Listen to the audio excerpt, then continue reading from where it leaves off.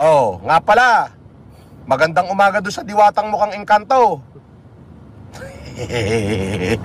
Diwatang lubugan pa nga, putik.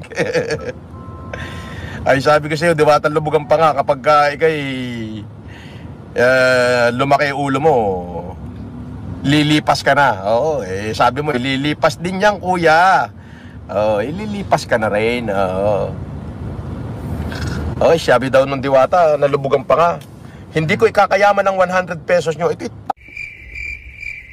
diyan ka nga nagsimula sa 100 pesos, gagon to, tapos sasabihin mong hindi mo ikayayaman. Minuminuto, lubugan pa nga mo. Pag pinalubog ko pa yan ng todo,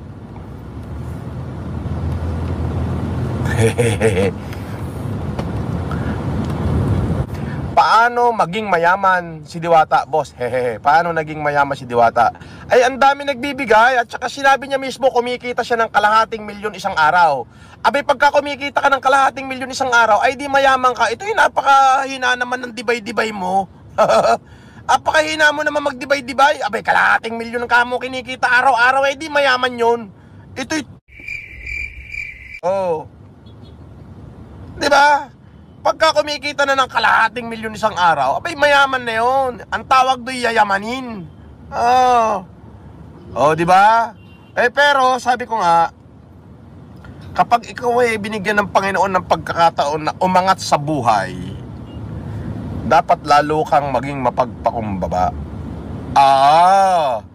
Ngayon, diwatan lubugan pa nga, na mukhang engkanto, ay nakaw. Huwag mo sasabihing lilipas din yan at huwag mo sasabihing may nagpapabati nga, lilipas din daw yan, kuya. O, lilipas ka na rin.